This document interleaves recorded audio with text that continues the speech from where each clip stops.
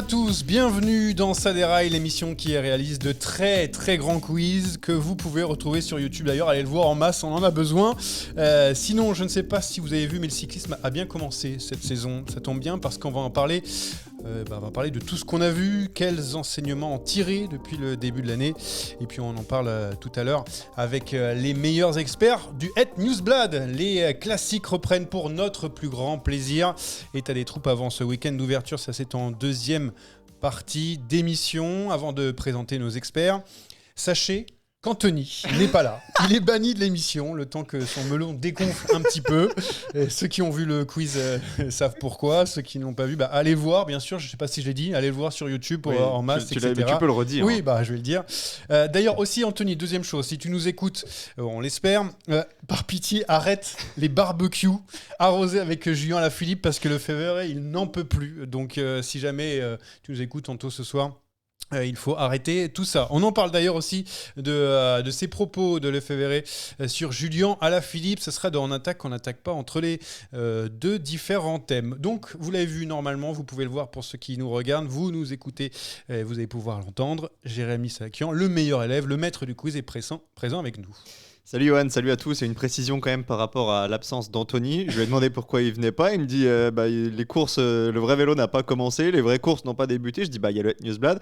Et il me dit on en parlera après. Je suis pas visionnaire. Donc c'est te dire la motivation du gars et le boulard qu'il a pris depuis sa victoire au quiz. Lui, ce qu'il veut, c'est juste gagner les quiz. D'ailleurs, Voilà. Il y a Cactus sur un vélo qui dit vous croyez vraiment qu'il écoute l'émission s'il est pas dedans. C'est vrai, il a pas tort. Il a pas tort. Ça peut arriver. Hein. Ouais. D'ailleurs, j'ai dit meilleur élève aussi, Jérémy. Oui. Pas tout à fait. Parce que Si. non, il y a eu une petite erreur. Ah bon il y a de cela maintenant 1 ou 2 semaines. Ah bon Puisque combien on va gagner au quiz déjà par rapport à ce que nous rapporte la vidéo? Pas beaucoup. 0. Parce que évidemment, il a utilisé une seule chanson. Elle a été, ça a été démotivé. Bon, passons à la suite. Oui, pardon, à cause de ça. Théo est avec nous, qui n'était pas présent pour le quiz, mais qui va pouvoir se rattraper tout à l'heure, peut-être. Salut Théo. Hello, bonjour à tous, bonjour. Et l'intro était un petit peu longue, mais je vais présenter le nouvel arrivant, celui qui est derrière velonews.be. Attention, c'est important. Notre Belge spécialiste, peut-être celui-ci. Olivier, comment vas-tu ? Très très bien, content de vous retrouver après les podcasts sur le cyclocross. Donc voilà, merci de m'avoir invité et donc voilà, on va essayer de faire le mieux pour cette année, voilà. D'ailleurs, Olivier qui ne voulait pas venir à la base parce qu'il est un petit peu malade, et puis finalement il est venu quand il a vu que ça partait en tous les sens avec Patrick Lefebvre et Julien Alaphilippe, s'est dit c'est bon, allez j'enlève mon plaid et j'arrive avec nous. Bon, l'intro était longue, Interminable. Elle a été interminable ton intro. On va pouvoir tout doucement commencer, on va assurer le tempo. T'as fait une bonne sortie aujourd'hui, hein. Papa va rentrer et puis il va aller faire du tempo maintenant, hein. Alors, oui. Très fan du nouveau jingle. Merci beaucoup. Dans Assurer le tempo, aujourd'hui, on va je vous ai demandé vos 3 points de ce début de saison. Qu'est-ce que vous avez retenu par-dessus tout dans ce début d'année, cette année 2024 ? Jérémy, tu peux commencer. Qu'est-ce que tu as retenu en regardant les différentes courses depuis le début de l'année ? Mes 3 points, le premier c'est SD Works, c'est reparti de plus belle et peut-être même encore plus fort qu'en 2023, donc ça ne me rassure pas. Inquiet pour Wout, peut-être qu'on en parlera avec Olivier, et impressionné par le début de saison de Decathlon et G2R. C'est vrai. Théo, à toi. Moi j'étais, il n'y a qu'un mois de vraie compète, mais déjà impressionné par l'équipe UAE quand même. Qui j'ai l'impression roulotte quand même sur les courses par étapes.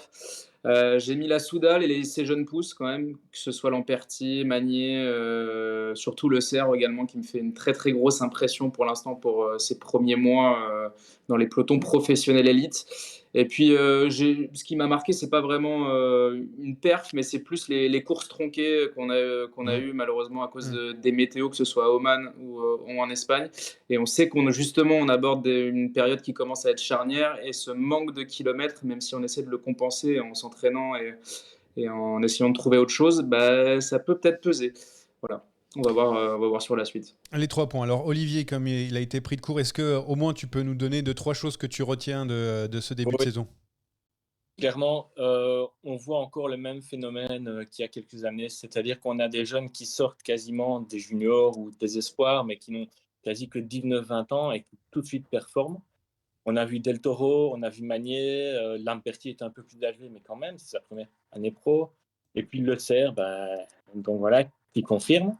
La deuxième chose que j'ai vue, moi, c'est que effectivement, chez les femmes, est-ce que Lotte Kopecky va pouvoir passer un palier et peut-être jouer la gagne sur des grands tours? Pourquoi pas? Et contrairement à toi, je ne suis pas trop inquiet pour Wout. Je pense que le Tour d'Algarve m'a rassuré et qu'il va monter petit à petit en puissance et qui sera là vraiment pour ces deux gros objectifs. On va peut-être commencer par ça. Alors moi aussi j'avais mes 3 points, mais j'avais noté les jeunes générations déjà fortes d'entrée, donc on l'a déjà dit. J'avais mis que les hommes en forme ont fait plusieurs perfs. Fischer Black, O'Connor, Pedersen, McNulty, Magnier, dès que ça gagnait une fois, ça gagnait encore derrière. Remco parti pour en claquer beaucoup. Ça aussi j'avais noté, mais bon, ça on a l'habitude. Des petits bonus. Les bordures, bien sûr, qui ont été très présentes depuis le début de l'année. Pas du tout. Merci Latib de nous assurer sur Twitter qu'il y a beaucoup de bordures. Il n'y en a pas une seule depuis le début. Il y en a eu un peu sur la dernière étape du Tour de la Provence, mais c'était gentillet. Ça va. Il n'y avait pas grand-chose. Pas tout ce il y en a eu un peu sur Alula aussi. Bon, oui, un chouïa. C'est pas un chouille. Un chouille. Des bordurettes. Bon, alors on va rentrer quand même dans le vif du sujet. J'ai l'impression que ce qui fait le plus parler, c'est Wout van Aert. Alors Jérémy, tu l'as dit dans tes 3 points, tu étais un petit peu inquiet. Olivier non, donc ça va commencer déjà avec ce premier clash entre Français et Belges, on a l'habitude en ce moment. Jérémy, pourquoi inquiet ? Inquiet parce que il a choisi une nouvelle préparation cette année, Wout, en faisant un petit peu moins en cyclocross. Ceux qui ont écouté nos podcasts cet hiver ont eu l'occasion de débattre avec nous. Et bon, tout le monde n'est pas forcément d'accord avec ce point de vue-là, mais c'est le choix de Wout et il faut le respecter. Mais c'est une nouvelle approche parce qu'il n'a pas réussi à scorer sur le Tour des Flandres et sur Paris-Roubaix sur les dernières années. Et qui dit nouvelle approche dit forcément inconnu. On ne sait pas ce que ça va donner pour Wout. En revanche, on voit déjà que les adversaires sont en grande condition. Mathieu Van Der Poel, j'en parle pas. Tout le monde a vu son hiver. Mads Pedersen, puisque tu l'as cité, a roulé sur l'étoile de Bessèges, a roulé sur le Tour de la Provence. Alors on a beau me dire, oui, il n'y avait pas de concurrence. D'accord, mais il n'était pas obligé à chaque fois de gagner 2-3 étapes et de martyriser tout le monde. Et puis il y avait quand même des coureurs comme Zingley, comme Armirail qui l'a sorti de la roue sur des bosselets sur des étapes de plaine. Donc la condition, elle est là chez 2 des principaux concurrents de Wout pour ce printemps. Moi, ce qui m'a pas rassuré, c'est surtout le chrono. Parce que le chrono, c'est censé être l'un de ces exercices de prédilection. C'est là où tu mesures aussi la puissance et le niveau de forme d'un coureur en début de saison. Il est quand même relativement loin. Alors sa victoire, elle va lui faire du bien, sa victoire au sprint, face à des coureurs rapides, mais pas non plus des cadors. C'est pour ça que je vais tempérer un petit peu. Ce genre de succès, ça peut te permettre de passer un cap, mais j'ai quand même l'impression qu'on est toujours dans l'inconnu. On en saura peut-être un petit peu plus ce week-end parce qu'on arrive avec la grosse armada chez Visma Lease the Bike. Mais oui, des doutes, c'est légitime d'en avoir, ça ne veut pas dire qu'il les balayera pas. Olivier, tu voulais répondre à Jérémy. Tu n'es pas inquiet donc pour Wout van Aert après avoir vu ces quelques courses de ce début de saison ? Non, je ne pense pas. En fait, le chrono, c'est très spécial. En fait, il a dit à l'interview qu'il n'avait repris le vélo de chrono qu'une seule fois, je pense, à l'entraînement. Or, ça, tu sais bien que c'est une discipline que tu dois tout le temps travailler. Donc, tu ne peux pas reprendre ton vélo de chrono et faire un truc...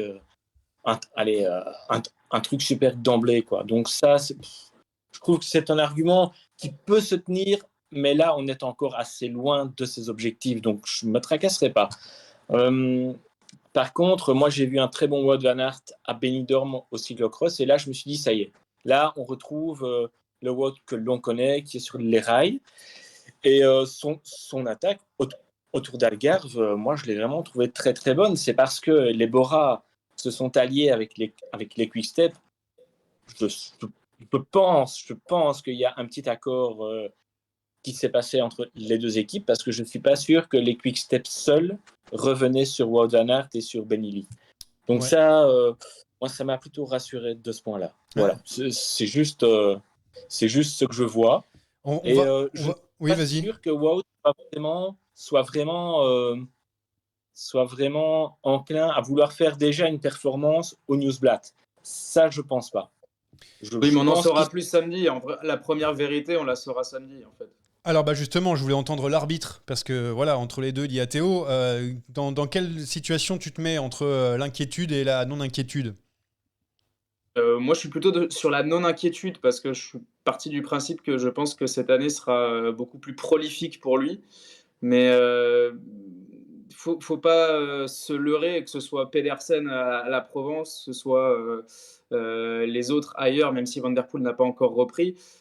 Ces courses-là, même si elles servent d'étalonnage, on peut pas en conclure grand-chose. Pour moi, le premier test, et vu l'armada qu'il y a chez Visma dès samedi, je pense que ce sera là. Et je pense que Van Aert, même en interne, a besoin aussi, même si son statut fait qu'il sera toujours coureur préservé, coureur protégé. Vu ce qui se passe derrière lui avec Laporte, avec Tratnik, avec Jorgensen qui fait son apparition cette année, même en interne, il va falloir qu'il prouve. Et je pense, moi, que samedi, il va vouloir se montrer. Bon, et samedi, on aura le temps samedi, on parle de l'Omloop 8 Newsblad. On aura le temps d'en parler en deuxième partie, où j'ai compris votre inquiétude ou pas, d'ailleurs, autour de Wout van Aert. On va pouvoir avancer tranquillement, parce qu'on a vu donc la Visma, on a vu beaucoup UAE depuis le début de la saison, Théo. D'ailleurs, c'est ce que tu voulais souligner. Ouais. UAE qui est en train d'écraser un petit peu tout depuis le début de la saison. Heureusement, O'Connor a réussi à gagner du côté de l'UAE. Sinon, c'était quasi un triplé pour AE. Enfin bref, tout ça pour dire, depuis le début de la saison, dès qu'ils sont là, ils gagnent. Bah, c'est pas vraiment une surprise parce que l'effectif qu'ils ont sur les courses par étapes, il est pléthorique. Et puis, on l'a senti sur les premières interviews qu'on a eues en janvier. En plus, ils ont voulu, dès le mois de janvier et de février, préparer ces courses-là, même de reprise, avec des blocs à 2 leaders, que ce soit sur le Down Under, que ce soit sur les courses du Moyen-Orient, etc. Et bon, le petit impair, finalement, c'est aujourd'hui. C'est la chute d'Adam Yates, parce que j'imagine qu'elle déjà, elle n'était pas du tout prévue. Et même si McNulty avait remporté ce contre-la-montre hier, je pense qu'Adam Yates est une jambe au-dessus de tous les grimpeurs lorsqu'il y a une arrivée en bosse. Il l'a montré à Oman, où je pense qu'il a fait de la patinette derrière Yann Hirt. Il était à l'entraînement, franchement. Je suis pas sûr que Jabal Elfeit ce soit assez dur pour qu'ils puissent faire de grosses différences, mais en tout cas c'est une vraie perte pour eux. Et puis ce week-end aussi, il faudra pas oublier, en France il y a des courses, hein. Il y a les boucles de Romardèche qui sont souvent des très belles courses pour grimpeurs. Et hâte de voir ce que peut faire un Marc Hirschi par exemple, qui sort lui aussi d'une Ayuso sera là aussi, hein, il me semble. Sans grand tour, donc moi j'ai l'impression qu'ils peuvent gagner partout. La seule petite déception finalement chez UAE, c'est la reprise de Molano, qui même sans être un cador sur les top 3 du sprint mondial, était quand même un peu en retrait par rapport aux autres. Oui, alors il me semble que Ayuso sera là pour ce week-end aussi, dans la mesure où la Ruta del Sol a été réduite. Il s'était enlevé, revenu, enfin bon, bref. Oui, alors à confirmer, mais bon, il devait y avoir 5 jours de course la semaine dernière sur la Ruta del Sol, il n'y a eu que 5 bornes de chrono. Ayuso à la forme, il a fait 2, mais je crois qu'il veut un petit peu enchaîner. Non, simplement pour tempérer quand même par rapport à UAE, sur les courses qui comptent, sur les courses par étapes World Tour. L'année dernière, c'est 2 victoires. Pour l'instant, le Down Under a été perdu et l'UAE, il n'est pas encore gagné. Donc oui, ils sont en forme. Ça, évidemment, on s'y attendait. Ils ont recruté en conséquence et il y avait déjà une équipe pour rouler sur tout le monde. Mais attention à ne pas finir la semaine à 0/2, quand même. Mais n'empêche que pour toi, UAE surperforme ou non, pas? UAE est à son niveau. Et... Non, ils sont dans la normalité de leur budget, la normalité, c'est que c'est le fait d'avoir un effectif aussi gargantuesque et qu'on trouve ça normal. Oui. D'avoir Almeida, Ayuso, Pogacar, Sivakov, Yates, Vine dans la même équipe, c'est ça la normalité. Et puis des coureurs qui perfent d'entrée, Del Toro, Fischer Black, Del Toro, j'ai oublié Del Toro, ils sont déjà là. D'ailleurs, Olivier, je fais une passe décisive, puisqu'on parlait de la jeune génération. Ils font partie des coureurs que je suppose qui t'ont attiré dans ce début d'année. Ça fait partie de la nouvelle génération qui performe déjà. Il n'y a pas que, mais ça fait partie. Alors, effectivement, mais évidemment, on est impressionné, mais c'est à tempérer. C'est-à-dire que les jeunes coureurs sont souvent très forts en début de saison. C'est-à-dire qu'ils n'ont pas encore... ils arrivent carrément frais, eux. C'est parce qu'ils sont tellement motivés, ils sont tellement... Bref, ils ne sont pas encore dans un cycle d'entraînement prévu par leur nouvelle formation, par la formation pro. Et donc, ils arrivent après leur premier stage chez les pros, tout motivés, tout fort, tout ça. Et puis, on on a déjà vu que Del Toro déjà régresse un petit peu parce que les pros commencent à récupérer leur vrai niveau. Tu parles Il en régresse. parce qu'il a abandonné, parce qu'il a pas réussi à la montée. Il Mais le régresse chrono, comment Il a fait 4ème du chrono en je Algarve. pense qu'il a fait de la patinette les autres étapes. Il s'est dit, je me mets tout sur le chrono pour voir ce que Moi, je je veux vaux. bien régresser comme ça. Hein. Bah, t'es presque au même niveau. Oh, mais moi, je parlais de la course de Figueras classique où il Oui. essaye de suivre Remco et puis après, il est à 3 minutes. Mais D'accord, non, ça, mais c'est. bon. Et oui, bah, Ça, il s'est c'est- fait sauter le caisson, mais Mais bon, ils sont pas finalement, nombreux hein, ceux moi, dans je le peloton à connaissais pouvoir pas son suivre niveau. Remco. Déjà, une course au Mais c'est Portugal, vrai est-ce que que c'est une Chrono, course il m'a carrément bluffé, oui. Ouais, il y a eu d'autres coureurs d'ailleurs, on peut en parler gentiment.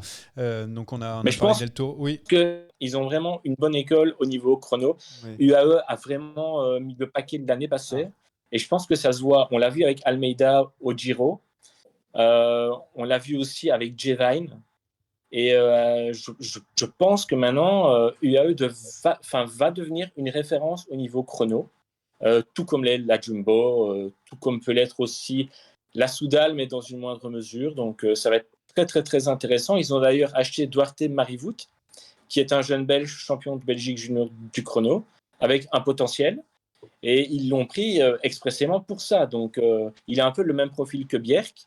Et donc, je suppose qu'on va le voir aussi cette année, même s'il est avec l'équipe de développement, on va le voir aussi sur des chronos cette année. Juste quand même, parce qu'on est avec Olivier, j'aimerais ton point de vue sur les performances de Kian Uijtebroeks en chrono. Parce qu'on avait 2 Belges l'année dernière dans l'équipe et Il y en a ils qui n'étaient disent pas c'est un souvent crack. d'accord. Et l'autre disait que non. Donc maintenant qu'il est chez Visma Leasebike, t'en attends quoi de Kian? Ben, en fait, moi, je connais Kian parce que je gère son fan club avec ses parents. Ah voilà, Ah, voilà. voilà, bah, Moi, on est mal barré. Voilà. Donc, moi, je connais très bien Kian. En fait, ce qui s'est passé chez Boral l'année passée, c'est qu'on ne lui a fourni son vélo de chrono que l'année passée. Donc, avant, on ne lui a pas fait travailler, alors qu'il était quand même vice-champion d'Europe chez les juniors. Et je pense qu'au mondiaux, il faisait 6e. Donc, c'était quand même quelqu'un qui avait des qualités. Mais Bora n'a jamais cru en lui au niveau chrono. On lui a même dit qu'il ne valait rien, enfin qu'il ne ferait jamais. Alors que maintenant, je sais que ça se passe très bien avec la Jumbo, qu'ils ont rectifié sa position et qu'ils ont fait des tests aussi et qu'il a déjà augmenté toutes ses valeurs. Donc je pense qu'on va revoir un Cannes au chrono qui va quand même faire mieux que ses anciennes sorties. Donc oui, donc moi je suis confiant. Bon. Intéressant quand même ce point de vue.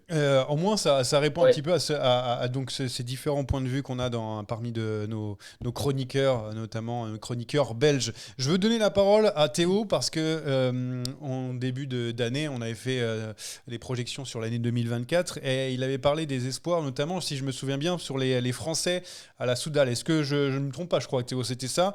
Et, Merci de le souligner. Voilà. Et pour l'instant, tu es plutôt bien parti puisqu'on a vu un Paul Magnier que... On va pas se mentir, pour les observateurs un peu éloignés, ils connaissaient très peu. C'était pas le crack attendu chez les jeunes comme un Romain Grégoire par exemple. Mais là, il performe beaucoup vu qu'on reste un petit peu dans les jeunes. Oui, après, comme a dit Olivier, justement, c'est à tempérer aussi par ces courses de début de saison. On avait vu, par exemple, souvenez-vous, Intermarché l'année dernière qui marchait sur l'eau pendant un mois. Et puis au moment des classiques, même s'il y a eu des maladies et des blessures, ils n'ont pas eu de chance. Et ça a disparu très vite. Alors évidemment, je ne le souhaite pas à Paul Magnier et à la jeune garde de la Soudal. Mais pour moi, c'est logique de les voir, c'est dans une certaine logique de les voir performer là, parce que évidemment, il y a, comme l'a dit Olivier, il y a de l'envie, il y a de la motivation. Et surtout, ce qui est intelligent de la part de cette Soudal Quick-Step, c'est qu'on leur a fait de la place également. Mm. C'est-à-dire que même sur ces courses-là de reprise, je pense qu'ils ont prouvé sur les 2 camps d'entraînement, que ce soit en décembre ou en janvier, qu'ils avaient les watts pour aller faire déjà des choses chez les pros. Et là aussi, je trouve ça intelligent dans la gestion collective. Maintenant, moi, ma vraie interrogation, c'est justement, comme le disait Olivier, de voir sur une saison complète. Est-ce qu'ils vont pouvoir performer sur tout au long d'une saison, ou est-ce qu'on est plus sur vraiment des pics abrupts en raison de leur âge et de leur entraînement? Moi, je suis en tout cas très, très curieux de voir ça. Et bon, là, ce qu'on voit, c'est que William Le Serre, même sur les courses par étapes, il enchaîne, que ce soit à Lula Tour ou là au Rwanda, même si la concurrence est un peu moins forte.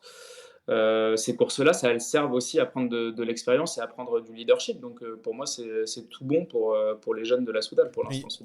Il fait même les sprints, le CER d'ailleurs, puisqu'il n'y a pas vraiment un peloton de cadors à ce niveau-là. On va faire 2 derniers thèmes, je pense, parce que je trouvais intéressant de parler de le début de saison de G2R Décathlon. C'est dans l'autre sens, mais oui. Le Décathlon AG2R. Ah ouais, mais alors là, le problème, c'est que vu qu'ils changent tous les 2 mois, évidemment. Et la forme à fond. Hein. la forme. Voilà. Bravo Théo. C'est vraiment plaisant ce qu'on voit depuis le début de l'année. On a vu Cosnefroy gagner, on a vu O'Connor gagner, on a vu par exemple des Gotera aussi faire de belles performances. Je cite que, mais il y en a beaucoup. Jérémy. Là aussi, on parlait du AE, c'est normal, mais là, on va dire c'est quand même une petite surprise de voir Decathlon autant gagner. Je veux dire, ça reste quand même une équipe de World Tour qui a le droit de faire de belles performances. Alors, c'est une surprise pour les suiveurs qui restent sur une année 2023 qui globalement a été décevante. Je pense que c'est pas une surprise en interne, parce que pour avoir discuté avec certains acteurs de cette équipe, il y a eu un hiver agité en coulisses avec une nouvelle mode de pensée, de nouvelles façons d'agir, une restructuration. On a repensé les bases pour un projet à moyen long terme. L'ambition cette année, c'est de faire entre 12 et 15 au classement World Tour. C'est d'essayer d'aller chercher des top 5 sur les différents grands tours avec O'Connor, Giro Vuelta et avec Félix Gall sur le tour. Il y a aussi un nouveau partenaire, l'équipementier Van Rysel, avec qui ça s'est visiblement très bien passé pendant l'hiver. On a énormément travaillé le chrono, on a développé des machines dont les coureurs sont assez satisfaits. Et je pense que ce nouvel élan, le recrutement aussi a fait du bien, va permettre à cette équipe de retrouver la confiance. Quand on gagne, ça se passe toujours mieux. Mais comme tu l'as dit, il n'y a pas que des victoires. Il y a Sam Bennett qui fait 2 du dernier sprint, mais qui bat Pedersen et qui aurait pu gagner s'il n'avait pas lancé 10 mètres trop tôt. Pierre Gautra, tu l'as cité, Armirail qui fait des très bons chronos, Félix Gall en reprise, c'est difficile de le juger sur 5 bornes, mais son premier gros objectif c'est Paris-Nice, ça arrive, donc on sera très vite rassuré ou pas, mais en tout cas il y a eu du travail d'effectuer cet hiver chez Decathlon AG2R et on en cueille les fruits très rapidement.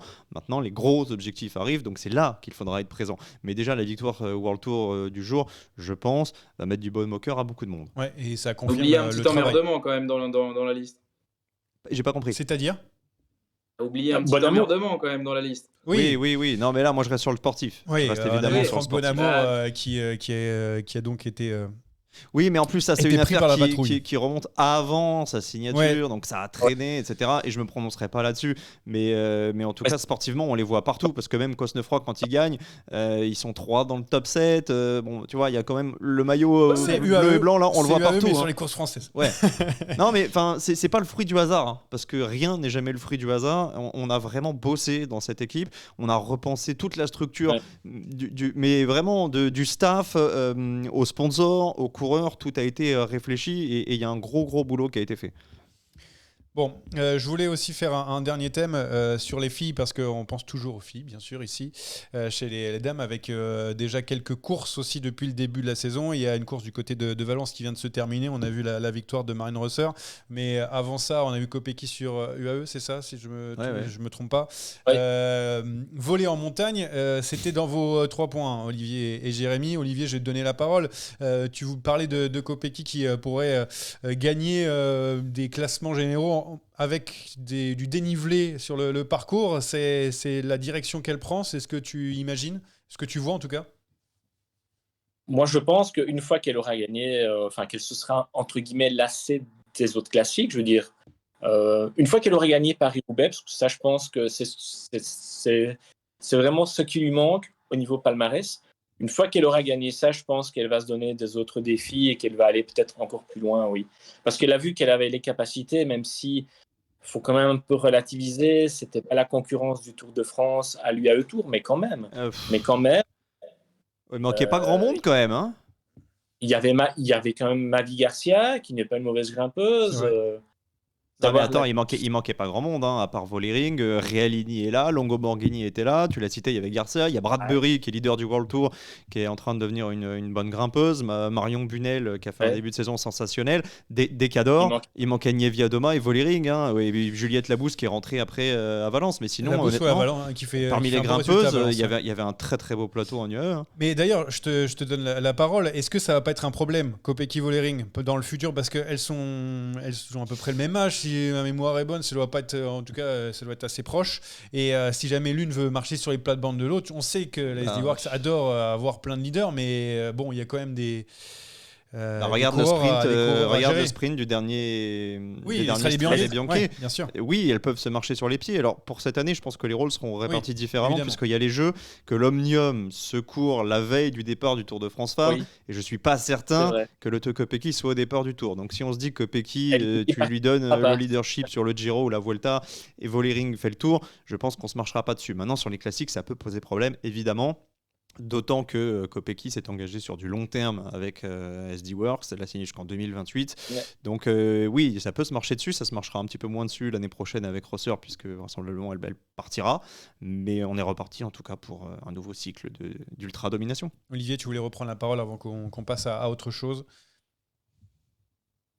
Oui, non, en fait, je pense que cette année, il y aura encore moins de suspense que l'année passée au niveau. Ah bah lui, il veut nous flinguer le moral. Ça y est. On va arrêter, sinon On plus est en personne va février, regarder. il veut déjà nous Ouais. démolir le suspense.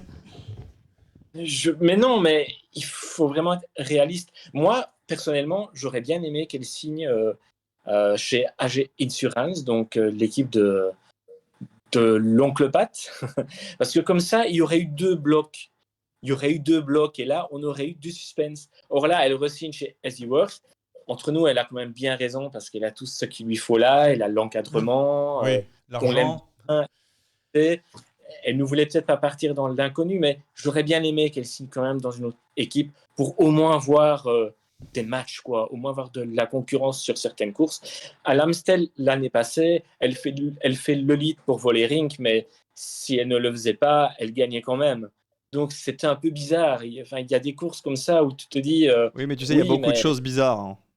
Tu veux dire Non, le big non, course. mais moi je vois Lorena Vibos qui est quand même la Philipsen du cyclisme femme et qui est devenue une super grimpeuse depuis quelques temps.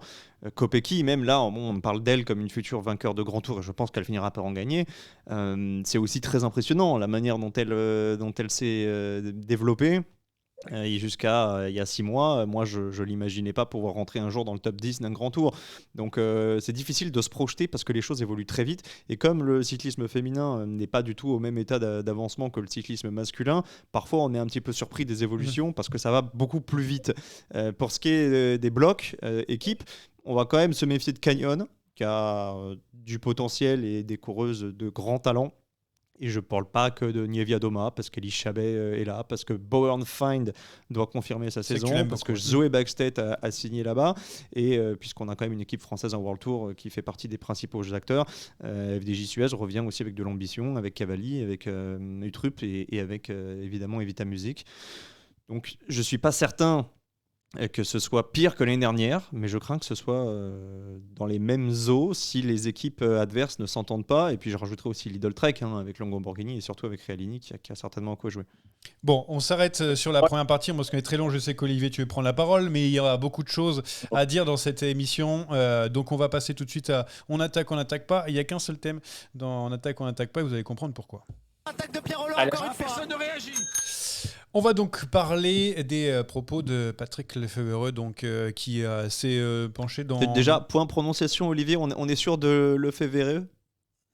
Bah, Oui, ah, c'est bon. Bon, bah, si tu dis comme ça, on dit comme ça. alors. moi, je sais pas. Moi, j'essaye de le prononcer à la C'est belge. agréable, mais j'attends quand même de vous une prononciation correcte de Roel Sint-Maartensdijk quand il faudra le dire. Ça, Oh là là. Ouais, Roel van Sint Maartensdijk, effectivement, c'est le sprinter et qui a un frère en plus. Super, mais heureusement que je commande pas de course en ce moment.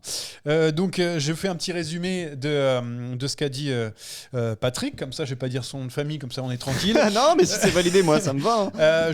Sur Julien Lafilippe, donc je pense que chez lui il y a eu trop de fêtes et trop d'alcool, il est sérieusement sous le charme de Marion, peut-être trop. Voilà donc ce qui a été traduit, je dis bien, parce que là dernièrement il est revenu sur ses propos en disant que ce qui était passé du néerlandais à l'anglais avait été un petit peu transformé dans les propos, mais bon, j'ai quand même quelques doutes là-dessus. Il y a quand même dans le cœur du propos, il y a quand même quelque chose. Je vais donner la parole à Théo parce qu'il n'était pas, il était pas venu Cycliste dans le féminin, on l'a cyclisme pas trop féminin, entendu. tu vois. Effectivement. Donc du coup, j'ai donné la parole à Ouais, je Théo vous ai laissé, moi. pour essayer de savoir, est-ce que tu comprends cette sortie déjà, avant de parler des réponses, cette sortie de Patrick Lefebvre dans la presse? Mais au-delà du contenu, même en tant que dans la fonction de Patrick Lefebvre, faire cette sortie-là à 3 jours de la course de rentrée en Belgique, moi je ne comprends pas, ne serait-ce que d'un point de vue sportif. À la limite, si tu veux tenser tes coureurs parce qu'ils sortent en avril d'une campagne de classique où il n'y a pas eu un top 10, où tu as un Julien Alaphilippe que tu payes 2 millions d'euros par an et qui n'a pas été en mesure de se montrer et d'être performant sous ton maillot, je peux comprendre qu'il y ait des sorties, comme il l'a fait l'année dernière d'ailleurs. Mais là, d'autant plus que pour l'instant, le début de saison de Julien est pas. Enfin, il y a aucun indice qui laisse percevoir qu'il y a une certaine lassitude ou une certaine baisse de niveau. Et sur le plan de la confiance, pour moi, elle est dramatique. Parce que en plus, samedi, il aura le dossard 1 de son équipe. Et je ne vois pas comment Julien Alaphilippe va pouvoir mettre ça de côté, en tout cas sur ses premières courses. Je trouve ça affligeant. Et la presse qui va sûrement lui en parler, et c'est sûr que c'est difficile ensuite de se concentrer dans la course. Avant de donner la parole à Olivier pour savoir qu'est-ce qu'on dit en Belgique, Patrick Lefebvre donc a dit: mes mots en anglais sans le contexte de l'interview semblent plus lourds que ceux que j'ai prononcés en néerlandais. Le manager indique que sa réunion avec Alaphilippe datait de novembre 2022, donc il a tenu ses propos à Alaphilippe donc en 2022, mais il les a relayés maintenant, et que le Français depuis n'a plus bu. Alors Olivier, Non mais il a dit ça? oui, Mais c'est lunaire comme déclaration. Il a plus bu. Il a dit ça. il y a marqué, le manager indique que sa réunion avec Alaphilippe datait de novembre 2022 et que le Français n'a plus bu depuis. Olivier, on en Heureusement dit que le quoi? ridicule ne tue pas. Hein. On en dit quoi en Belgique? Parce que chez nous, Français, notre cœur est touché. Mais est-ce qu'en Belgique, on comprend, on est à fond derrière tonton Pat? Ben, pas vraiment. En fait, il faut savoir que l'ADH avait fait un sondage il y a quelques années pour voir quel était le sportif étranger préféré des Belges. Et 2 années de suite sont sortis Julien Alaphilippe. Donc, Julien est très apprécié chez nous. Et donc, ces propos-là, ils ne sont pas passés comme les autres. Avant, on aurait pu dire, comme ces autres déclarations, ok, c'est de l'oncle Pat craché, voilà, il met un petit coup de sang pour motiver. Enfin, c'est quelque chose qu'on entendait peut-être il y a 10 ans. Il a peut-être fait la même chose avec Tom Bonnen quand il avait déconné dans des boîtes de nuit, qu'il ait pris des stupéfiants. À une époque, Tom Bonnen a eu une période un peu chaotique aussi, un peu où il était dépressif, etc. Et je suppose que Lefebvre l'avait recadré de la même façon qu'Alaphilippe, et ça avait été gagnant, puisque après Bonnen avait continué à gagner. Bref, il a peut-être voulu faire ça avec Alaphilippe, c'était ce qu'on se dit, mais en tout cas, c'était malaisant, dans le sens où un patron, il a quand même des droits, et au niveau légal, ça ressemble plus à du harcèlement qu'autre chose. Ce sont des propos qui ne passent pas. Tu peux le dire en interne. Et d'ailleurs, c'est ce qu'on a mis sur notre site. Au début, on ne voulait pas relayer l'information, et puis on s'est dit, mais de toute façon, ces déclarations-là, elles vont sortir partout. Donc, ce qu'on a fait, c'est qu'on a fait un florilège de ce qu'il a raconté dans le journal Humo. Donc, nous, on l'a bien traduite, donc avec les mots justes. Donc, quand tu dis qu'en anglais, ça passe mal, ben non, puisque ça vient... Ah, mais Olivier, on va pas se mentir, le problème, c'est qu'il a le juridique au cul. Évidemment. Et qui fait très Bien attention, sûr. parce que là, il y a des gros sous qui sont en jeu. Oui, et surtout bien sûr. que les syndicats ont réagi d'ailleurs, enfin par la voix de Pascal Chanteur notamment, ils ont réagi en disant que si jamais il fait appel aux syndicats, ils réagiront. Donc, mais là, honnêtement, j'ai l'impression qu'on sous-estime grandement l'ampleur de cette affaire. Excuse-moi Olivier, mais c'est pas malaisant, c'est inadmissible ce qui s'est passé. Combien de fois, ici même, dans le podcast, on a parlé du management toxique de Patrick Lefebvre. Le linge sale, il se lave en famille. Ça en dit beaucoup sur son mode de gestion des coureurs. Il jette en pâture dès que ça va plus. Il était bien content d'avoir Julien Alaphilippe quand il était double champion du monde, quand il gagnait Milan-San Remo, quand il enchaînait les perfs. Là, aujourd'hui, ça va plus, donc on trouve des coupables. Une petite crotte aussi sur le cyclisme féminin, une autre sur Marion Rousse. Ça en dit beaucoup de qui est ce personnage et de sa manière de manager. Ce serait n'importe quel salarié dans le privé, dans le public, en dehors du vélo. Tout le monde serait outré, il aurait les syndicats au cul, le juridique, comme le dit Théo, etc. Et là, parce que c'est Julien Alaphilippe, on en fait un débat. Il n'y a pas de débat. La sortie, elle est inadmissible. Total soutien aux coureurs. Olivier, vas-y. Et tu peux même continuer. au-delà de l'argument du contrat, personne n'a mis un pistolet sur la tempe de Lefebvre pour prolonger Julien Évidemment. un tarif qui, en plus, je pense, aurait pu se monnayer bien plus haut dans d'autres équipes.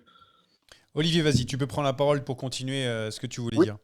Nous, en fait, on avait relayé les propos finalement de Lefebvre, mais on avait mis en dessous que la liberté d'expression avait ses limites et que dans ce cas-ci,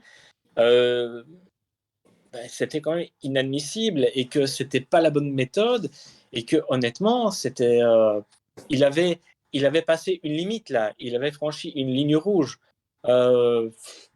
Moi, je trouve ça désolant parce que ça donne une mauvaise image de l'équipe alors que ça se passe bien en fait avec certaines personnes. On l'a vu avec Magnier, Ouais. on l'a vu avec Lamperti. Il y a un encadrement qui est bon, qui est professionnel, genre Tom Stales, tous des gens comme ça qui sont vraiment des passionnés et qui font du beau boulot avec Magnier pour l'instant. D'ailleurs, j'ai lu Pardon une Olivier, interview. hein, mais les performances sportives du début de saison, pour moi, c'est pas du tout à mettre au crédit de Patrick Lefebvre dans cette histoire-là. La ligne rouge, pour moi, elle est franchie depuis bien longtemps et que qui gagne ou pas des courses, ça change absolument rien à ces sorties qui sont lamentables. Ouais, c'est tout à fait ça. Donc là, je trouve que il devrait quand même. Mais il y avait déjà eu un épisode comme ça, rappelez-vous, avec Sam Bennett, hein, où il avait dit des choses dans la presse qui étaient déjà condamnables, où il lui disait qu'il était dépressif, je ne sais plus quoi, mais c'était aussi borderline. Oui, Euh, c'est toujours Et d'ailleurs, borderline. Sam Bennett était parti, hein, était retourné chez Bora, parce qu'il y avait eu un clash avec Avec Patrick. qui Donc, voulait aussi s'en débarrasser pour son contrat. Je veux enchaîner parce qu'il faut qu'on gagne un petit peu de temps, parce qu'il y a un effet boule de neige derrière, parce qu'il y a eu des propos sur Marion Rousse qui a réagi, donc, Oui. la compagne de C'était Julien pas, Philippe c'était pas qui a très réagi inspiré non plus, mais pour elle a raison répondre. de se défendre dans le Voilà, fond. pour répondre, parce qu'elle a été citée quand même par Patrick Lefebvre. Ensuite, ce qui est magnifique aussi, c'est que c'est cette fois-ci la compagne de Philippe Gilbert qui s'en mêle en disant à Marion Rousse de se taire, parce qu'en gros, il y avait des choses plus graves encore qui se passaient et qu'on ne disait pas. En tout cas, tout le monde est en train de prendre la parole dans cette histoire, ça devient fou. Sauf le principal concerné, que je trouve quand même très solide, et Théo a insisté là-dessus, et je pense que c'est la morale de l'histoire, c'est que le seul dont on doit prendre la défense et à qui il faut penser aujourd'hui, c'est Julien Alaphilippe. Dans quel état psychologique est-ce qu'il va se trouver au moment d'aborder ses principaux objectifs? Parce que là, c'est le Het Nieuwsblad, mais le Ronde est dans un petit peu plus d'un mois, c'est son principal objectif de la saison. Est-ce que vraiment là, tu mets ton coureur dans les meilleures dispositions pour performer? Vraiment? Non. La réponse est non, même si non. on va pouvoir en parler juste après. Je donne la parole à Théo, qui est toujours l'arbitre un petit peu dans tout ça, la parole de la sagesse, on va dire, parce que pour une fois, Jérémy a enflammé. C'est ce qu'on dit d'ailleurs mais le je suis chat. énervé, Il est enflammé. parce que ça fait combien de fois qu'on fait le même débat sur le Fever et on attend à chaque fois la goutte d'eau qui va faire déborder le vase. Mais le vase, il s'est déjà renversé depuis 2 ans. On va essayer de penser aussi à la suite. Qu'est-ce que ça veut dire? Est-ce qu'aujourd'hui, tu estimes que, par exemple, Julien Alaphilippe doit mettre fin au contrat? Ça peut être fait, hein, par rapport à ce genre de harcèlement. Est-ce que ça veut dire qu'on va voir Alaphilippe faire autre chose? Après, Et comment ça peut se résoudre, tout ça? J'ai pas les notions juridiques pour tenir de tels propos, Oui, bien sûr.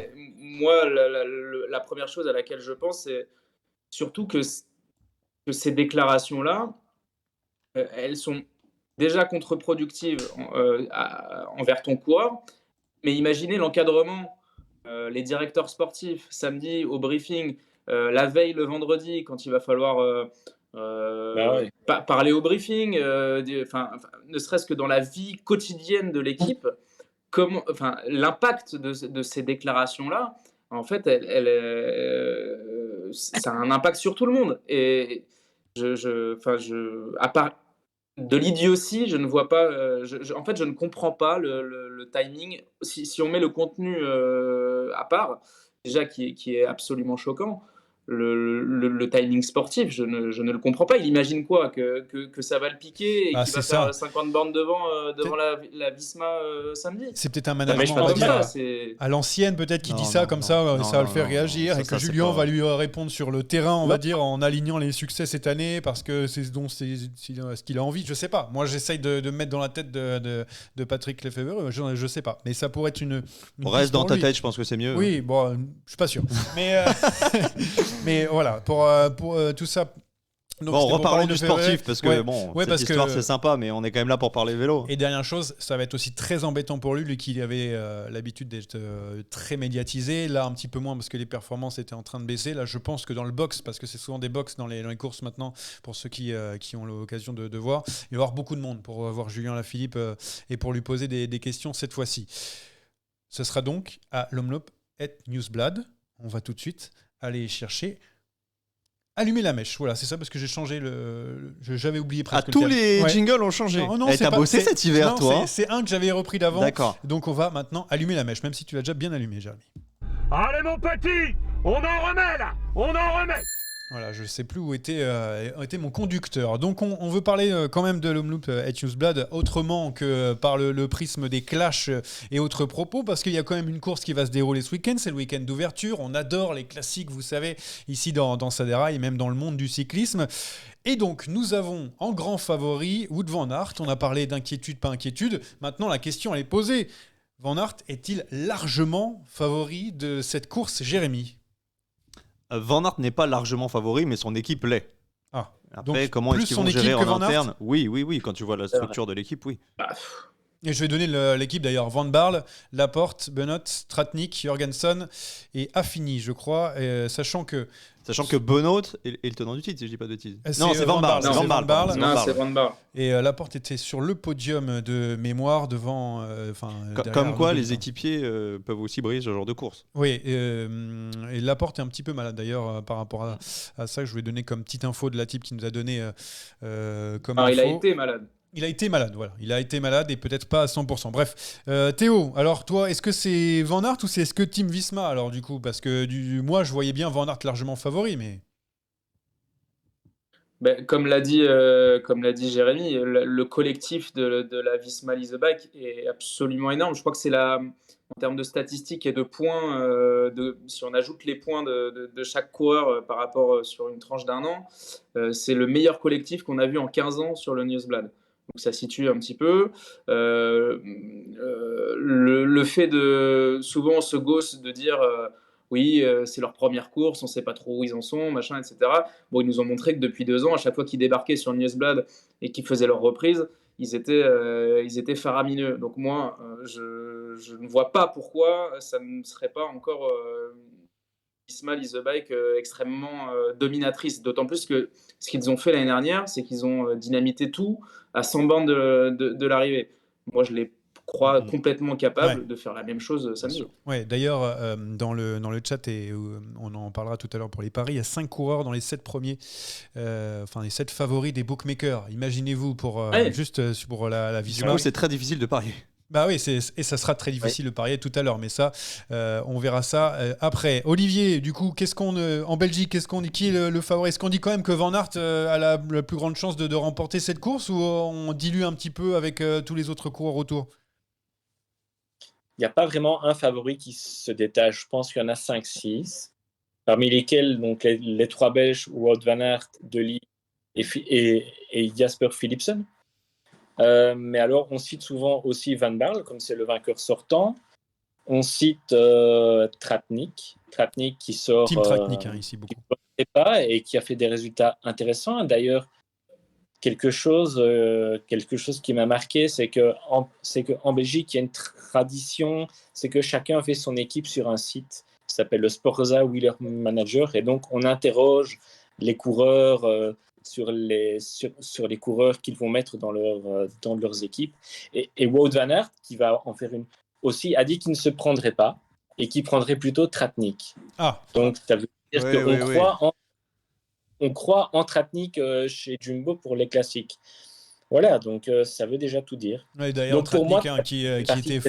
Ouais, il fait partie des favoris, très bon en montagne. On a vu suivre un maximum Sepkus dernièrement. Avec Théo, on est très team Tratnik, parce que franchement, le mec, je dis pas qu'il arrive de nulle part. C'est juste que c'était des genres de coureurs. Il arrive de Bahreïn, il n'arrive pas de nulle part. Oui, mais déjà oui. Non, mais c'est des coureurs qui tout d'un coup performent au-dessus de tout et voilà, c'est. Non, mais Tratnik est extrêmement fort et effectivement, il va falloir compter sur lui, d'autant qu'il peut dynamiter la course de très loin. Par contre, toujours se méfier des déclarations d'avant-course, surtout des crossman. Et en l'occurrence, on est toujours très surpris les hivers en écoutant les interviews avant et après les courses, parce que la version en général, elle prend des des contre-allées. Et elle diffère. On a parlé de Jasper Philipsen, Théo. Est-ce que pour toi aussi c'est l'un des favoris de cette course? Parce que Jasper Philipsen a aussi un petit peu un statut à aller chercher. Rentrée aussi, non, pour Philipsen? Ouais, rentrée, ouais. Mais il y a quand même... c'est le seul bémol que je dirais, sinon évidemment. Mais parce que Évidemment, il y a Mathieu Van Der Montre-moi son équipe aussi à Philipsen. je parce vais que voir en attendant, je réponds. avec tous les mecs de la Visma, là, s'ils décident d'attaquer. Van Tricht, Trisbeck, Boven, Hermans, Gogol. Bon, c'est pas non plus Ouais, la folie, mais non, c'est honnête, mais bon, le collectif est quand même bien Collectivement, plus faible. évidemment, il y a 2 étages en dessous, quand même. Mais ce que je voulais dire, c'est qu'il n'y a pas Mathieu Van Der Poel qui n'est pas là, donc on va être Newsblad. Philipsen doit aussi marquer des points parce qu'il y a quand même un leadership à aller chercher, étant donné que Van Der Poel a remporté pas mal de grandes courses dernièrement. Pour te répondre là-dessus, le leadership, a priori, pour Milan-San Remo, ne devrait pas changer et Mathieu Van Der Poel sera leader. En revanche, et ça avait été annoncé il y a très longtemps, Philipsen devrait avoir sa chance sur Roubaix. Maintenant, le rendre, en général, c'est plutôt propriété et plutôt propice aux qualités de Mathieu. Mais parenthèse refermée. Mais bon, Théo, il y a quand même un coup à jouer pour Philipsen dans son équipe et même il cherchait une victoire et montrer qu'il a progressé encore dans ses classiques. Ouais, évidemment. Mais après, il y a un autre Belge, il y a d'autres Belges. Je pense que je parle sous le contrôle d'Olivier. Tim Wellens l'année dernière était très très fort. Fait partie des favoris. Et c'est clairement la carte UAE quand Pogačar est pas là et surtout que Pogačar se désintéresse un petit peu des classiques cette année. Donc je pense vraiment que le Belge a toutes les cartes à jouer cette année pour être très fort. Il y a l'ajout de Nils Politt également qui sera là un peu comme à la Tratnik pour partir d'un peu plus loin. C'est clairement un gabarit qui ne sera pas non plus brillant dans les monts, mais qui est capable de les passer.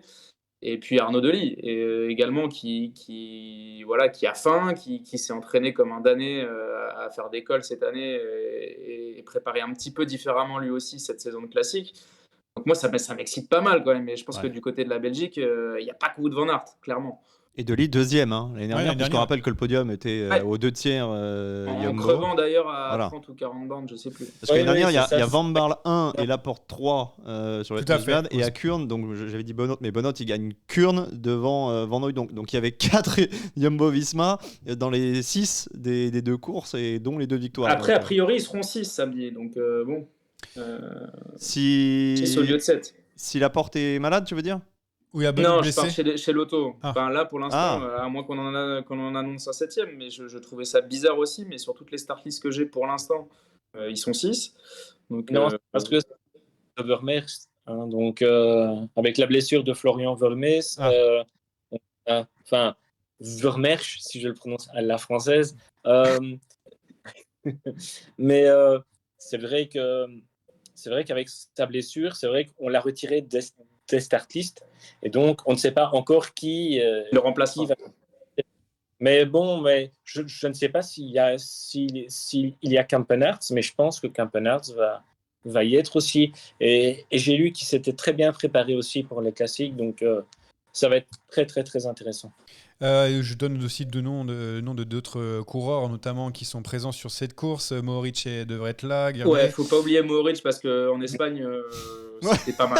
Ouais, surtout c'est la un descente. pilote, Ouais. C'est un pilote votre ami là. Kung est là aussi, Bettiol, Stuyven, Lascano, donc Delis on en a parlé. Pour les Français, donc Laporte c'est bien sûr le numéro 1, même si on a dit il a été malade, mais il y a Florian Sénéchal qui fait sa première classique avec Arkea. Zinglé aussi pour la Cofidis. Jérémy, par rapport aux Français, est-ce que tu vois Sénéchal bien performer, Laporte quand même largement au-dessus? Mais c'est très difficile à analyser ce Newsblad parce que ça arrive quand même assez régulièrement aussi au sprint. Donc par rapport à tous les noms que tu as cités, c'est pas aux Français à qui je pense en premier, mais oui, curieux de voir quand même les performances des uns et des autres, parce que ça donne une idée des états de forme avant les principales échéances, les autres semi-classiques, Gand-Wevelgem qui va arriver, Grand Prix E3 et puis les 2 monuments. Donc il faut quand même être dans le ton. Si tu fais DNF ou si tu finis à un quart d'heure, c'est rarement bon signe, mais il faut pas non plus en tirer trop d'enseignements, mais intéressant quand même. Sénéchal, c'est une bonne carte pour Arkea. Zinglé, il était bien. Ouais. Très bien autour de la Provence, alors qu'il s'était pris une Face à énorme Pedersen, boîte sur le Grand Prix de la Marseillaise. Et puis, bon, la porte à la Philippe, on en a parlé. Excité quand même, Théo, Olivier, pour cette course, parce que c'est vrai que des fois, on est plus enthousiaste que à d'autres années. Là, il y a peut-être un petit manque de concurrence quand même, j'ai l'impression, face à la Visma, mais quand même un peu excité de voir ce week-end d'ouverture. Ah, clairement, oui. Je suis pas Théo, mais Alors, Théo. Je pense que l'excitation, elle doit être beaucoup plus importante chez vous, mais finalement, Johan, tu disais la Visma est affreusement supérieure à tout le monde. Certes, collectivement, ils sont supérieurs à tout le monde, mais si tu enlèves Mathieu Van Der Poel, derrière, il y a quand même une myriade de mecs Oui. qui ne devraient pas être très loin. Ok, il manque Pedersen, certes, il manque Mathieu. Mais sinon, il y a des garçons qui ont fait leur objectif cette année. Je pense à des Jonathan Milan, je pense à des Oyer Lascano qu'on devrait voir aussi pour la première fois un peu performer sur ce genre de course. Non, moi, je suis très, très excité, d'autant plus que au-delà de cette course et de l'histoire qu'elle a, évidemment, je trouve qu'elle ouvre la porte à Christophe. J'ai pas l'impression que ce qui s'est passé avant ne compte pas, mais disons que voilà, il y a un parfum qui est différent quand même. Bon, on va s'arrêter là-dessus pour Let Newsblad. On va bien sûr regarder avec attention cette course qui est toujours agréable. Je dis pas ça parce que je la commente. Hein. Oui, voilà, ça y est, ça a encore donné ces petites pubs là. Et on a fait un quiz aussi il y a 2 semaines, donc n'hésitez pas à le regarder. Oui, n'hésitez pas, on donnera sur... pas le vainqueur, mais il est pas là ce soir. Ah bon? Non, mais là où il a raison, c'est qu'il y a quand même ce petit parfum des classiques flandriennes qui sont les plus attrayantes, en tout cas à mon sens. Et il y a déjà ce petit parfum de ronde et de Roubaix quand tu regardes l'Omloop, donc c'est les frissons. Bon. En parlant de frissons, en parlant de quiz, est-ce que ça serait pas l'heure? J'allais ramasser aujourd'hui, je préfère vous le dire. Il est hardcore. Je mets le petit jingle et j'envoie un petit message au vainqueur du quiz, du grand quiz, pour voir si jamais il va être présent. Non, les absents ont toujours tort. Hein. Bon, je mets quand même le jingle. Ce quiz est une dictature orchestrée par moi-même. Oh, j'ai pas compris la question, c'est... C'est l'heure du quiz, le moment que tout le monde attend avec impatience. Et donc Jérémy, aujourd'hui, ça a l'air d'être costaud. Alors je suis pas très bien en 2024. Disons il faut avoir bien suivi le début de saison parce que je vais vous donner des lignes du palmarès, alors pas que des victoires, mais des résultats probants. Il faudra retrouver la personne qui correspond aux lignes du palmarès. Évidemment, le chat peut jouer. Ouais, et pour une fois, je vais être très sympa avec vous. Je ne mettrai pas de limite de proposition. Donc, dès que vous avez une idée, vous pouvez la cracher et vous serez validé ou non. Il y a 10 questions et toutes valent le même nombre de points. En cas d'égalité, Johan ? Eh bien, c'est la personne qui est le plus gentille qui. Non, malheureusement, c'est pas ça. Ça sera tout pour la dernière. Ce sera tout pour la dernière, voilà, effectivement. Tu vois, j'ai bien suivi. Allez, c'est parti. 5e du Tour de Valence.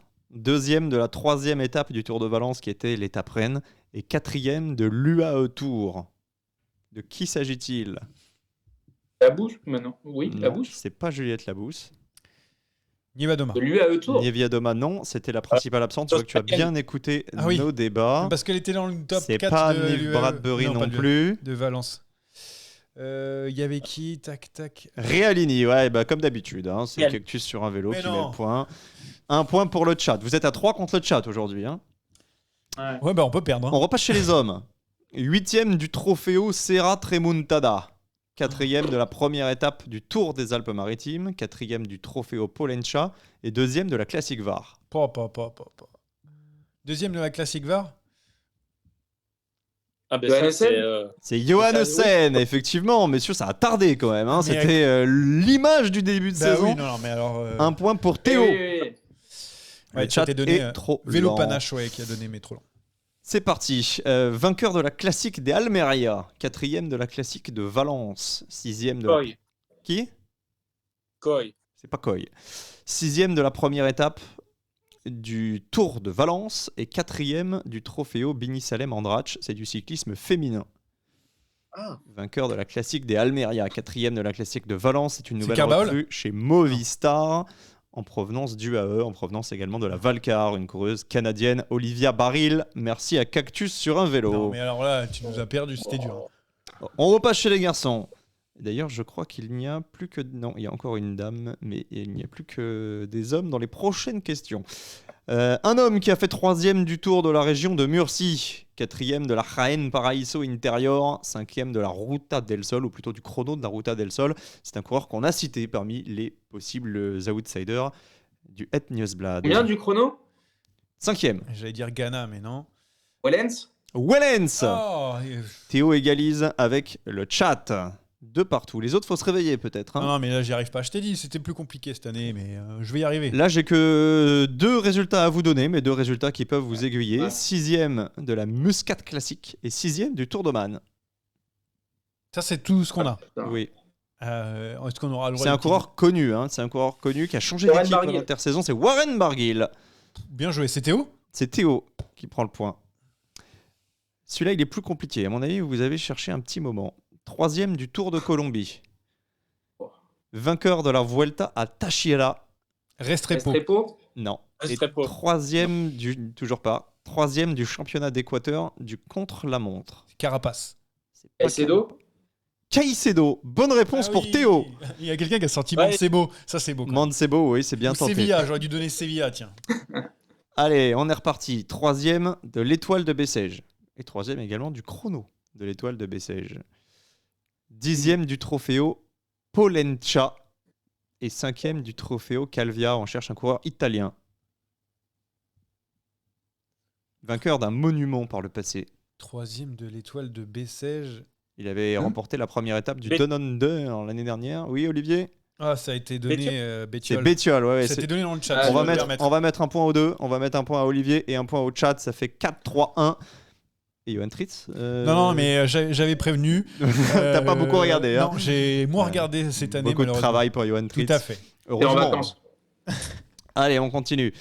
7e du Trofeo Calvia, c'est un homme. 5e de la Figuera Champions Classic. Ça va peut-être parler à Olivier, puisqu'il en a parlé tout à l'heure. 2e du Trofeo Pollentia. Et surtout, le jour de la victoire de Van Aert sur la 3e étape de l'Algarve, il a fait 3e du sprint. Et Oliveira. Non, il fait non, deux. non, il fait 2. Mais on cherche un sprinter, effectivement, vous l'avez bien compris. Arvid de Klein. Arvid de Klein, c'est pas bon. C'est pas loin, mais c'est pas bon. pas loin. mais- Il a dit quoi? J'ai pas entendu. Moi, je le sais. Mero- Oui, il a raison. Ouais. Moi, j'entends c'est Verhoeven. pas- Et il dit Merhofer, il a Ah, raison. Merhofer, ok, Merhofer, effectivement. Le point pour Olivier. Cactus sur un vélo, trop tard. Ça fait 4-3-2. On cherche une dame désormais. 8e du championnat d'Australie du chrono. 2e de la première étape du Down remportée par Ali Wollaston. 4e. Brown. Grace Brown, c'est pas bon. 8e du championnat d'Australie, t'es pas sympa avec elle. 4e des 2 premières étapes de l'UAE Tour. Donc c'est une sprinteuse. Et elle a pris à 3 reprises la 2e place de Critérium en Australie, dont le championnat d'Australie Ruby me du donne le Critérium. Ruby Roseman Gannon, c'est une mauvaise réponse. Moi, c'est une coureuse de la Jayco, hein, effectivement, mais c'est pas la bonne. C'est. J'ai pas du tout. Alors moi, je botte en touche et je crois que le Réponds chat pas à cette aussi. question. Je crois que ce Je laisse chat- encore 3. Ouais, Georgia. ouais, ça c'est bon. Ça fait 4-3-3. Georgia Baker, effectivement. Ah, c'est allé sur Non, PCS. ça fait 4-4-2, pardon. 4-4-2. C'est une Belle compo. un schéma ouais, offensif. belle compo. Du coup, il n'y a plus que le chat et Théo qui sont susceptibles de gagner. Donc, Attends. Est-ce qu'ils peuvent prendre un joker?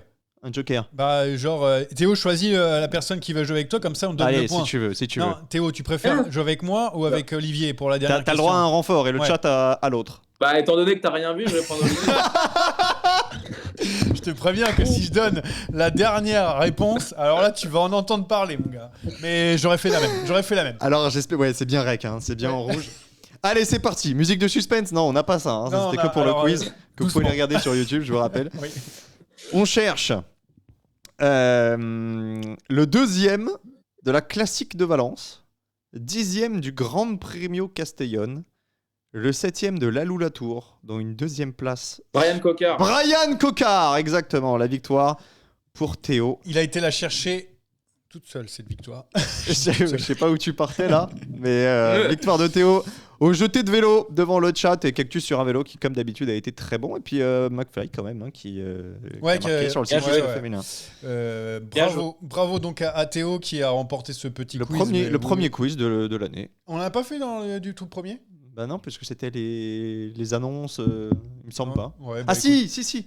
Autant Il y a pour c'est moi. Rémi qui a remporté C'était un le premier quiz. Ah ouais, mais c'était un quiz vraiment improvisé parce Ouais. qu'on bossait sur le gros quiz. Tout à fait. Donc c'est quand même victoire de Théo qui en plus... En plus sort la plus belle punchline de la soirée, donc Oui, bravo tout Théo. à fait. Et il a bien eu raison de ne pas me prendre, même si bon, ça n'a pas changé grand-chose. On va quand même parier pour terminer très rapidement sur le vainqueur du Het Newsblad. Vous allez me le donner tout de suite. Ah, c'est même pas vrai. Alors, je vais juste vous donner les favoris dans l'ordre. Donc, nous avons Van Aert numéro 1, devant Laporte, Dely, Van Barle, Tratnik. Donc, on a déjà beaucoup de Visma. Philipsen, Pidcock, qui est bien là, on a oublié d'en parler. Il y a Wellens, Pidcock aussi. en tout cas, qui est annoncé, attention. Wellens, Benoît, Jorgensen et Mohoric dans l'ordre. Ça, donc, c'est dans l'ordre des cotes. dans l'ordre des cotes. J'ai même les cotes si tu veux les avoir. Je les ai quelque part. Tac. Sur un site de Paris dont je ne donnerai pas le nom. En vrai, on a tous envie de jouer un Visma, mais c'est tellement difficile de savoir Donc, qui va avoir Van l'opportunité. Aert 3,75, Laporte 8, Dely 9, 10 Van Barle, 15 Tratnik, 15 Philipsen, 18 Pidcock, 20 Wellens, 20 Benoît, Jorgensen 20 et Mohoric Mohoric 22. à 30. Non, et Milan Mohoric- à 30. Mohoric à 22. Ouais. Ouais, à 22, c'est Milan qui est à 30. Ok. Alors, Jérémy, tu es le premier à te lancer, mais tu as les cotes sous les yeux. Ouais. Mais Pour le vainqueur. C'est difficile d'aller contre les Visma et en même temps, comme ils sont 5 à pouvoir gagner, Ah ouais, là, c'est c'est un dur. peu la pièce. Donc en cas de sprint massif, s'il est là, c'est Philipsen qui gagnera. Donc pour une cote à 15, j'ai C'est quand vrai que même c'est pas envie mal. de jouer Philipsen. Mais en pensant quand même que ça sera compliqué d'arriver au sprint, ce qui est quand même probable que ce soit un Visma. Ça fait qui 2 ans dégaine que ça devant. arrive pas au sprint quand même. Ouais, c'était qui? C'était Ballerini le dernier qui avait gagné? Ouais, si. C'était quoi? Ouais, oui, si. Non, c'était Ballerini. 2022. Wout seul. Ouais, yes. Bah, moi je suis Wout Philipsen. seul et l'année dernière, Van Barle seul aussi. Ah oui, Donc, oui, c'était il y a c'est 2 ans, Ballerini. Bah, mais moi, quand même, Philipsen. En fait, j'ai pas envie de choisir les Visma. Tu préfères mettre Philipsen vainqueur ou 2 Visma sur le podium, par exemple, en termes de paris, si tu avais à choisir? Bah non, s'il y en a un qui arrive seul, et si c'est Wout qui arrive seul, Non, mais dire que- qui va aller faire 2 sur le podium devant Dely et Philipsen? Et ton pari. Non, mais se dire, soit tu as 2 Visma sur le podium, soit tu donnes le vainqueur. Est-ce que tu préfères mettre 2 Visma sur le podium, disons que les deux sont... Non, c'est ce que je suis en train Ouais, d'expliquer. ok. Je trouve que c'est trop risqué. Par contre, si tu me dis c'est un Visma qui gagne, je te joue Ah non, la cote, c'est un ah, Visma mais qui ça gagne. va, elle est un 0. Mais vu que 0,2. Philipsen est à 15, je préfère jouer Philipsen. Bon, Théo, tu as le temps de réfléchir. Tu mets quoi? Wellens. Wellens, alors Wellens, il est à bien. 20, Wellens, il est à 20, ouais. Ok, Wellens. Olivier? Petite question, est-ce que Philipsen, il fait Kurn le lendemain? Oula. Moi, j'allais te demander la change météo quoi par rapport à Wellens. Mais ça, Est-ce qu'il y a des bordures dans les 20 premiers kilomètres? Alors, Philipsen n'est pas Ah, annoncé c'est le compliqué. lendemain. Mais attends, t'es même Ah pas, non, t'es même je- pas dans son ouais, je équipe suis là. Pas du tout, parce que Philipsen Et est totalement si tu annoncé. regardes là, c'est la mauvaise équipe. Non, mais parce que dans la Startis, c'était Non, en non, deuxième. non, non, C'était en ouais. deuxième Alpecin. Mm. Et là, du coup, ils sont plus loin derrière. Autant pour moi. Olivier, il est annoncé, mais pas officialisé. Ouais, enfin, il est quand même bien, hein, Ok. a priori. ok, donc si il ne gagne pas, il fera Kurn Bruxelles Kurn. Non, moi je vais mettre Arnaud Dely. Attends, tout ça pour ça? J'ai- Donc tu me demandes s'il y a Philipsen Ah, le lendemain, c'est tout ça. ça pour mettre Arnaud Dely? Oui, parce que comme il est là, il peut se racheter, donc il donnera pas tout. C'est ça la logique. Non, mais de c'est un Olivier. enfer! En Putain, mais général, c'est qui les Belges que t'as ramenés là, Jérémy C'est une catastrophe. mais non, mais enfin, en général, on se rachète sur Kurn. C'est la tradition. Moi, j'aimerais savoir quelque chose quand même, rien à voir avec le débat de l'homme-up. T'as mis un message, Johan, durant l'hiver pour avoir des spécialistes de tous les pays. Canada, Allemagne, Espagne, Italie. Comment ça se fait qu'on a encore récupéré un Belge? On en avait déjà 2. Alors parce que les autres, j'ai eu un Norvégien, je crois, allemand, etc. Mais c'était trop compliqué. J'ai pas eu autre chose que des Belges. Il y a que les Belges qui veulent Il y a parier que sur le des vélo. Belges. Bah écoute, quelque part c'est un peu normal. à croire Et que quel c'est- temps, Olivier, chez toi là, À samedi? Namur. Parce que le Paris Wellens, si jamais il pleut des trompes d'eau, ça peut être une bonne idée. Pour l'instant, là, c'est pluie. Donc, Oui, enfin, oui, je te demande pas le temps maintenant. Hein. Parce que là, ça roule pas. Hein. Non, mais il est en train de regarder sur. En fait, Allez, on peut regarde sur regarder la en même météo. temps. Nous, on met Google. Hein. Mais Google, tu vas. C'est où le C'est quoi la ville? bah, donc là, là, attends. Bah, mais- Samedi, Eh, pluie. Oui, merci Catherine Laborde. On va se débrouiller tout seul. Hein. Ils connaissent pas Catherine Laborde là-bas. Merci la présentatrice de Belgique. Donc du coup, pluie. Alors on va dire pluie. Ouais, Moi je mets Tratnik quand On va même. dire plus. Sans Je les mettrai- Pneus League.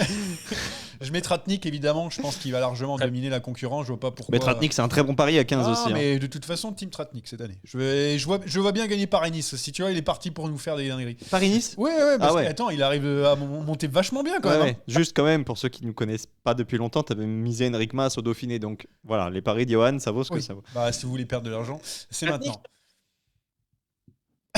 J'ai pas entendu. Et Non. il met des punchs tout Non, seul. mais Mais... ouais, alors il parle de son côté. Bon, on Bon. va s'arrêter là-dessus. Ouais, bah, il est C'était 20h13 quand même, très hein. agréable de passer ce moment en votre compagnie. Merci à tout le monde d'avoir participé à cette émission. Ça a été animé dans le chat. Ça a été Bon, le animé chat, depuis la fin entre du nous. quiz, il n'y a plus personne. Ouais, hein, ça, évidemment, parce qu'ils n'ont pas envie de perdre de l'argent. Merci messieurs, on se retrouve donc après le Grand Prix. Le week-end d'ouverture de cette saison, et on se verra avant des grandes classiques qui arrivent, et aussi Paris-Nice, c'est très bientôt. Salut à tous. Ciao. Ciao. Ciao. Bonjour, bienvenue à tous, c'est avec un grand plaisir qu'on vous accueille aujourd'hui pour le grand quiz. Oh, les papas de Saderail, vous nous entendez, vous nous voyez? Je ne pourrai pas gagner, mais c'est pas grave. Vous êtes au café, on vous dérange? Oh non! C'est une course. Non. On dit tiens, on va mettre une petite règle là pour... J'ai pas toute la réputation d'Anthony. Je pense que si je serais venu à pied... Si je serais venu ouais. Je suis pas sûr ça. Hein. C'est la dernière fois que tu nous fais ça. Hein. C'est moi.